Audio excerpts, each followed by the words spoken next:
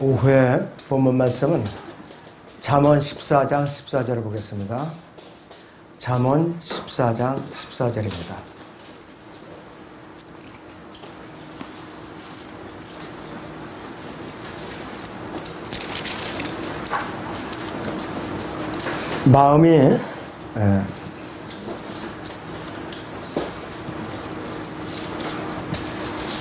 마음이 타락한 자는 자기 행위로 채워지겠고 선한 사람도 자기 행위로 만족하리라.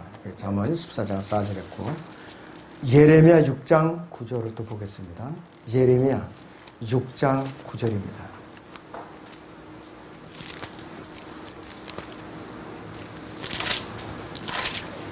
예레미야 6장 19절입니다. 예레미야 6장 19절. 오 땅아 들으라 보라 내가 이 백성에게 재앙을 가져오리니 곧 그들이 생각의 열매라. 이는 그들이 내 말들과 내 법에 경청하지 아니하고 그것을 거절하였기 때문이라 했습니다. 오후의 주제는 타락하는 과정입니다. 타락하는 과정입니다. 타락하는 징조들을 몇 가지 살펴보지요. 타락하는 징조들. 첫째는 어떤 일을 자기가 대했을 때에 자기가 구원받은 것보다 그 일에도 흥미를 느끼고 관심이 가고 집착하는 것. 이게 바로 타락을 이제 진행하는 과정이에요. 타락하는 징조다. 그 다음에 성경을, 말씀을 읽는 것과 기도를 점점 소홀히 하는 것. 그래서 나중에는 하루 걸러, 그 다음에 일주일에 이틀 걸러, 3일 걸러, 나중에는 아예 성경을 덮어요. 그 다음에 입을 닫아버리는 거. 이게 타락하는 징조들이에요. 그 다음에 셋째 아니라 가고자 하는 하늘의 소망을 이제 두어야 되는데 점점 이 소망이 줄어들면서 실망으로 가득 차고 좌절로 가득 차고 땅에 대해서 소망을 두는 사람이에요. 그럴 때 땅에서 어디 주술 거 없나고 맨날 땅만 쳐다보고 다니게 되는 거예요. 어디서 캐낼 거 없나 하고 그냥 파헤치고 돌아다니고 그렇게 되는 것이에요. 그리고 다른 그리스도인들을 정죄하는 일을 즐기면서 아주 비판적이죠. 또 자기 의의가 계속 드러나는 거. 이게 타락하는 징조예요. 그리고 또 열매를 맺지 못하는 생활을 해요.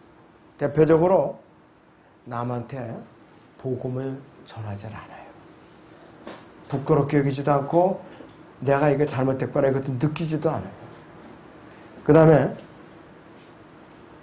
남에 대해서 베푸는 것이 아주 인색해요. 갈수록 인색해요. 무관심하고. 그리고 11조를 드린다. 무슨 교회에서 예물을 드린다. 그런 메시지를 들으면 분개하는 사람들. 어떤 설교는 그런 사람도 있어요. 11조 하지 마라. 11조 하면 지옥 간다. 저주받았다. 이런 극단적인 설교를 하는 이런 목 같은 목사도 있어요. 이런 얘기 안 됐지만은. 그래서 그 사람의 교리를 보면은 아주 엉망진창이에요. 없어요, 교리가. 세대 구분도 못하고 이 하나님께서 어떻게 창조 때부터 지금까지 마지막 때까지 우주를 다스리나 그걸 아예 모르는 사람들이에요. 그리고 정상적인 상태 같으면 진지하게 말씀을 공부하고 기도를 해야 할 사람이 또 예수님을 증거하고 열심히 출석을 하고 이제 기도하는데 힘쓰는데 시간을 보내야 되는 사람이 TV 시청, 유튜브 시청, 아예 스마트폰 이렇게 끼고 사는 사람. 그 다음에 가족과 여가 시간만 잔뜩 늘리고 말씀에는 관심이 없어요. 또 이렇게 정원 가꾸기 같은 너무 시간을 몰두해갖고 말씀과 기도는 아예 하지 않는 사람. 이런 데 너무 집착하고 취미 생활이 전부인 것처럼 그렇게 몰두하는 사람은 타락하고 있는 사람이에요. 구약의 예를 들면요. 이스라엘 땅 밖에 있었던 약속의 땅을 떠나버려서 다른 데로 먹잇감을 찾아서 떠났던 나오미가 있었죠. 엘리멜렉이 있었죠. 두 부부. 그 다음에 이스라엘 땅을 떠난 야곱이 있었죠. 그 다음에 먼 나라로 이제 떠난 탕자가 있었어요. 자, 그는 이미 탕자는 떠나기 전에 이미 벌써 마음이 먼 나라에 가 있었어요. 내가 아버지한테 얘기를 잘해서 내 유산을 미리 받아서 어떻게 내가 놀아야지. 이런 벌써 마음이 굳혀져 있었던 거예요. 삶의 모든 문제가 마음속에서 나온다고 그랬어요. 잠언 4장 23절에서 보면. 자, 예레미야 6장 19절을 다시 봅니다. 예레미야 6장 19절에 오 땅아 들으라 보라 내가 이 백성에게 재앙을 가져오리니 곧 그들이 생각의 열매라. 이는 그들이 내 말들과 내 법에 경청하지 아니하고 그것을 거절했기 때문이라고 그랬어요. 이 말씀은 이 시대에, 이 교회 시대에 우리 그리스도인들이 기도와 말씀의 묵상과 교제와 섬김과 예배에 대해서 일깨워주는 거예요. 과연 내가 어떤 위치에 있는가. 자, 그렇다면 두 번째는 나 자신이 타락한 자인가, 내가 타락한 자인가 점검해보는 방법이 있어요. 몇 가지가. 첫째는 현재 나의 기도와 말씀의 묵상과 교제와 섬김과 예배에 대한 나의 자세가 어떤 상태에 있는가, 이걸 보면 알아요. 과연 내가 타락한 자인가. 또 내가 말씀과 기도 외에 하나님을 섬기고 교제하는 것과 또 지역교회 안에서 이제 다른 성도들과 호흡을 맞추는 것보다 더 매력을 느끼는 것이 뭔가?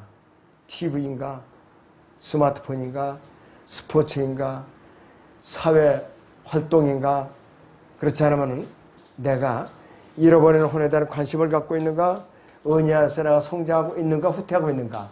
이걸 보면 내가 타락해 있는가 아닌가를 알 수가 있어요. 그리고 나는 이 생에서 사는 동안에 누구를 지금 기쁘게 하고 있는가 이것이. 나의 아버지인가 어머니인가 나의 애인인가 또 나의 자식들인가 나의 배우자인가 또 군중들인가 아니면 하나님인가. 나의 진정한 보물이 땅에다 내가 집착해서 쌓아놓고 있는가 셋째 하늘에 쌓아놓고 있는가 보면 알 수가 있어요. 마태복음 6장 33절을 봅니다. 마태복음 6장 33절을 보세요.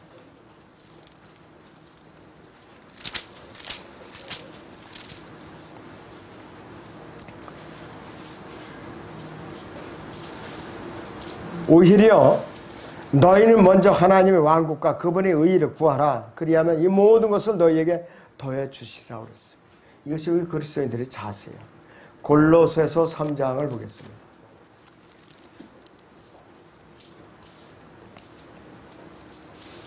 골로새 3장 1절에서 5절까지 보죠.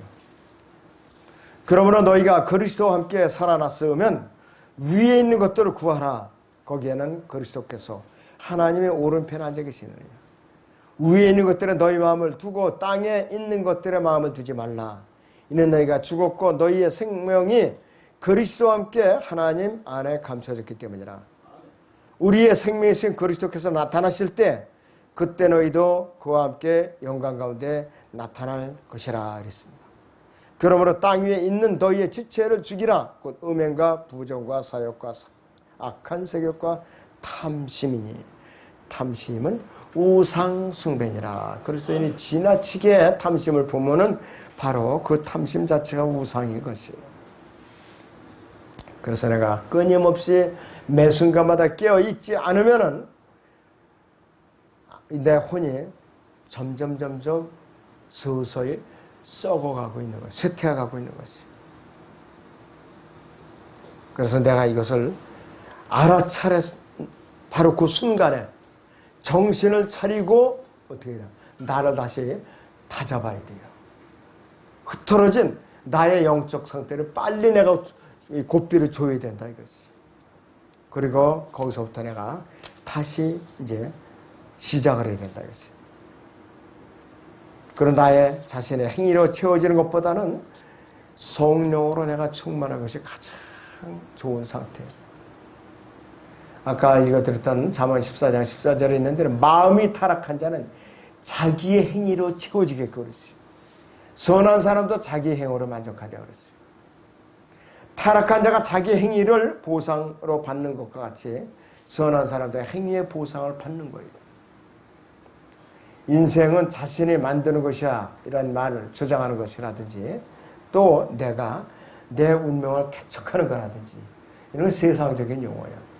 우리 운명은요, 주님께 내가 몸을 들여 헌신했으면 주님께서 내 운명을 빚어주시는 거예요. 주님께서. 여러분 그걸 아셔야 돼요. 사도 바울도 태어나서부터 주의 일꾼 아니었었어요. 그는 가말리엘의 문화에서 율법 박사로서 무장을 하고 나서는 그리스도인들을 박해하는 데 앞장섰던 사람이에요. 그런데 다마스커스로 그리스도인들을 체포하러 가는 과정에서 예수님께서 때려 눕힌 거예요. 그래갖고 주님께서 강제적으로 빚어주신 거예요. 사도 바울은. 그건 처음에 자원해서 헌신한 게 아니란 말이에요. 강제적으로 때려 눕혀갖고 그렇게 해갖고 사도 바울을 연단시킨 거 아니에요. 정말로 특별한 사도이기 때문에. 자, 우리에게는 분명히 상급과 위협이 있는데 누구에게 주어지느냐? 조건은 고난에 동참한 사람들, 부전의 주님을 증거한 사람들에게 전해져요. 자, 그래서 신약의 계시에서 구약의 선한 사람은 상대적인 선만을 가지고 있을 뿐인데 근본적으로 선한 사람이 없어요. 모든 사람의 죄를 지었기 때문에 죄 안에 있다고 선포하고 있어요. 하나님의 은혜하면 아무도 온전한 사람이 없어요. 바울 같은 사람조차도, 이 신실한 위대한 사도조차도 하나님께서 감찰하시면 온전한 것이 없어요. 사도 바울도. 자, 이 사도 바울은 어떤 두려움이 있었어요? 어떤 두려움이 있었어요? 고린도전서 9장에서 성경을 좀 보겠습니다.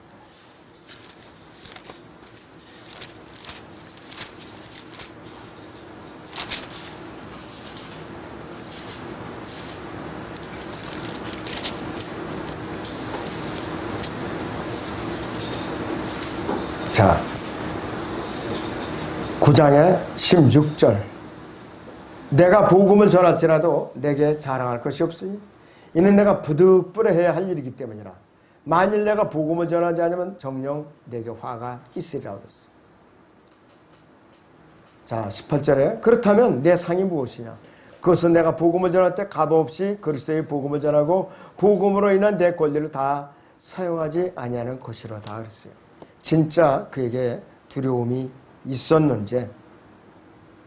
자, 25절부터 봐요.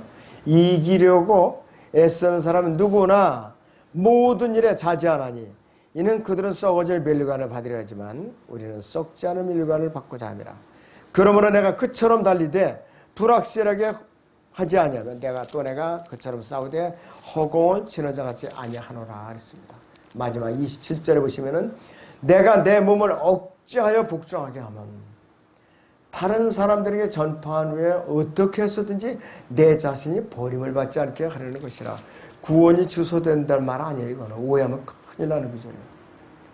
사도 바울은 하나님께서 자기를 복음을 전하는 도구로 끝까지 쓰시지 않을까 이걸 두려워했던 거예요. 자기가 나태함으로써. 그리고 또 복음을 전하면서도 혹시라도 열매가 없으면 어떨까 이걸 두려운 거예요. 구원을 취소되고 전혀 관계가 없다 이것이.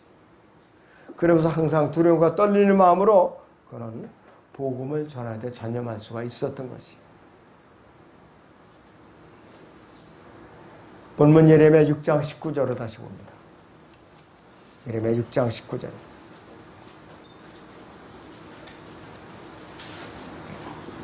오 땅아 들으라. 보라 내가 이 백성에게 재앙을 가져오리니 그들이 생각의 열매를 가지라. 이는 그들이 내 말들과 내 법에 경청하지 않냐고 그것을 거절하였기 때문이라 이렇게 경고하고 있어요. 하나님께서 모든 사람을 살피시는 분이에요. 눈 감아주시는 분이 아니에요. 시편 139편 1절을 봅니다. 시편 139편 1절을 보겠습니다.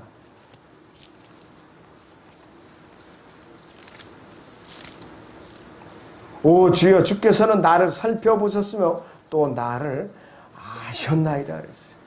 주께서는 나의 앉고 서는 것을 아시면 나의 생각을 멀리서도 이해하시나이다 그랬어요. 주께서는 나의 길과 나의 눕는 것을 사차치 하시며 나의 모든 길들을 익히 하시나이다. 나의 눕는 곳조차도 샅샅이 하신다 그랬어요. 그래서 속마음을 하나님께서 알아차리는 것은 뭐 금방이죠. 그래서 하나님 앞에는 가릴 거 없어요. 하나님의 면전을 숨기다는 것은 내 이 조그만 손바닥으로 하늘 가리는 것과 또 어리석은 짓이에요. 못 가려요. 하나님은 낯을 피해서 어디로 가겠어요. 요나가 타시스로 도망가다가 결과적으로 제비를 뽑아가지고서 선원들로 하여금 바다에다 던지게끔 만들었죠. 하나님은 그러신 분이에요. 도망갈 데가 없어요. 요나는 시점에 딱 대고 배 밑에서 쿨쿨 잠들었는데 하나님께서 바다에 사나운 물결을 보내가지고서 배가 흔들리게끔 선원들이 이 배의 짐을 다 버려도 어쩔 수 없으니까 이 일이 누구에게서 시작됐는가 제비 뽑아보자니까 요나에게 이제 떨어진 거라 했어요. 어디서 온 누구인가 무슨 여유로 왔는가 하니까 요나가 실토할 수밖에 없어요. 나를 바다에 던지시오. 그러면 이 바다가 잠잠해질 거예요. 그렇으니까 이 선원들이 불쌍하지만은 우리를 원망하지 마시오. 어쩔 수 없어. 그리고 던진 거 아니에요. 하나님은 그런 분이에요. 결국은 니느웨를 가서 부르짖게 만들었잖아요. 그런 하나님이에요.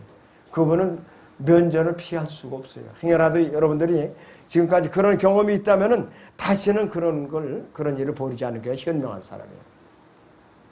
그리고 그분은 모든 사람을 알고 계세요. 다윗은 시편 139편에서 자기를 살피시라고 간구했었어요. 23절에서 24절을 봅니다. 139편 23절에서 24절. 오 하나님이여 나를 살피사 내 마음을 아시며 나를 시험하사 내 생각들을 아소서. 내가 무슨 악한 길이 있나 보시고 나를 영원한 길로 인도하소서 그랬어요. 다윗도 인구조사를 해서 7만 명이나 죽었어요. 그리고 백성이 죽었어요. 자기 때문에. 밧세바 또 간음을 해가지고서 큰아들이 태어나자마자 죽었어요. 또 그는 살인죄를 범했죠.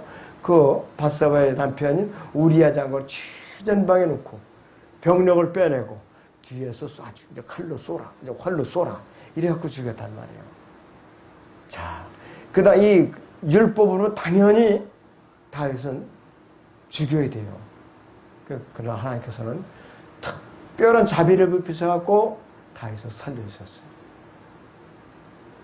또 팔레스타인 약속까지 해갖고 다윗을 통해 가지고서 예수님이 탄생하게 하신 거예요. 다른 사람들과 지금 일찌감치 죽였죠.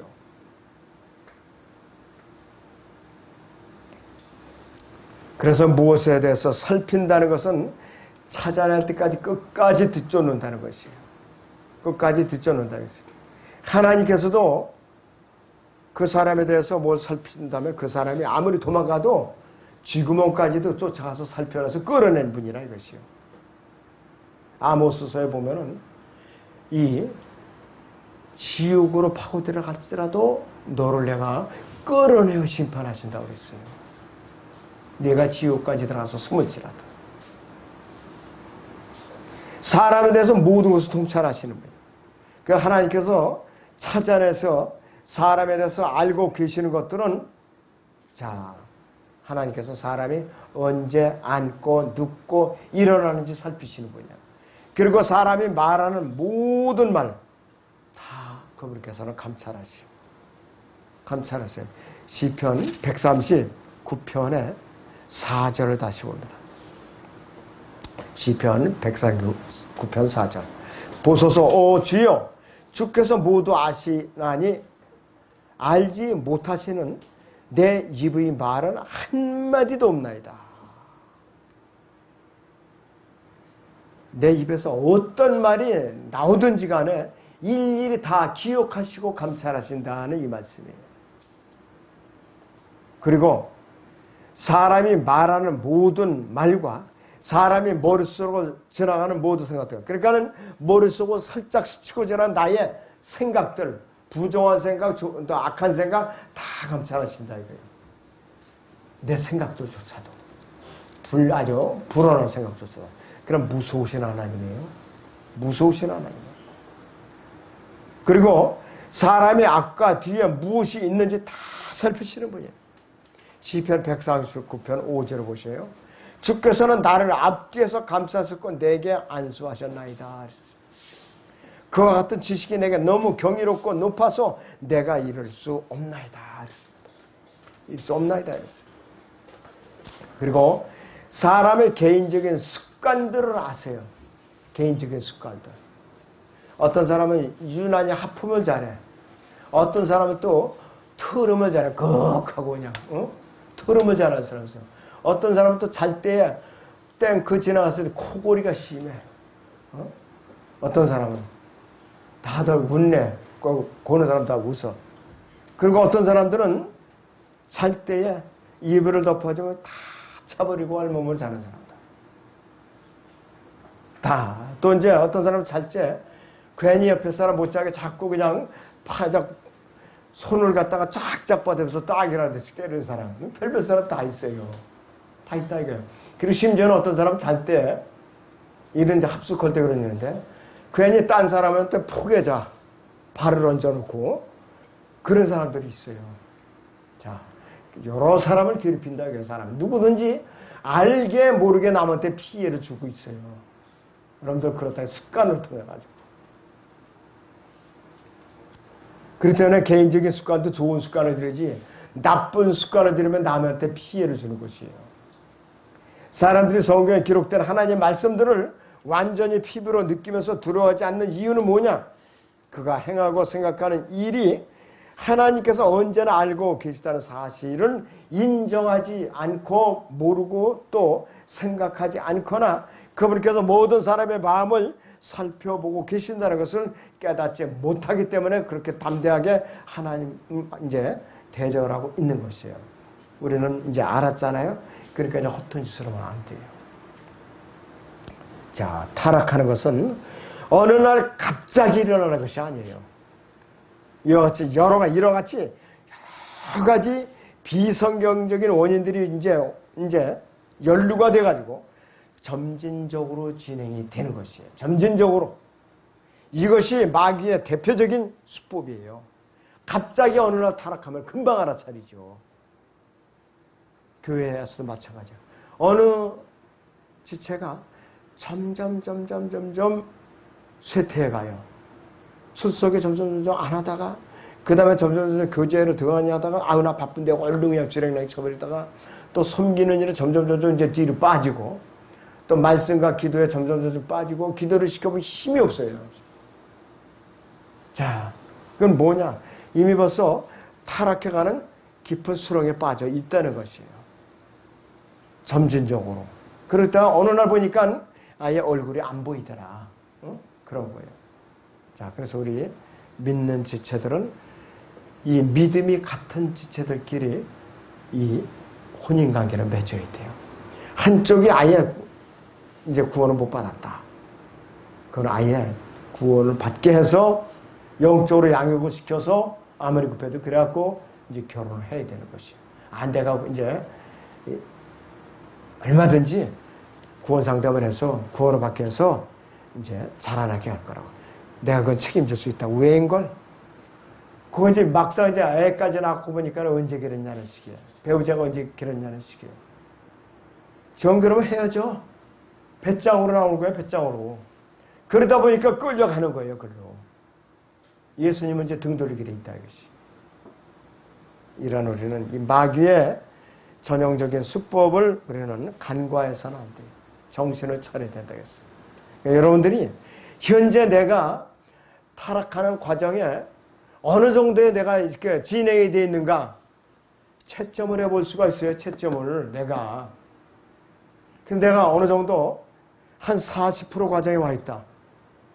거의 내가 60, 70%에 와 있다. 아이쿠 내가 위험 직전이다. 낭떠러지에 와 있네. 이러면은 다른 지체들에게 매달려야 돼. 주님께 매달리고 기도 좀 해달라. 중보 좀 부탁합니다. 만약 혹시라도 내가 위험하다면 또 옆에서 충고해 주시고 좀 잡아주시오. 이런 부탁을 해야 돼요.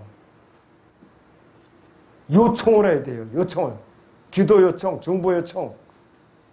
도와달라고 요청을 해야 돼요. 여러분들은 속으로 숨기면서 꿍꿍 앓다가 어느 날 수렁으로 빠지는 일이 없기를 바랍니다. 자, 기도하겠습니다.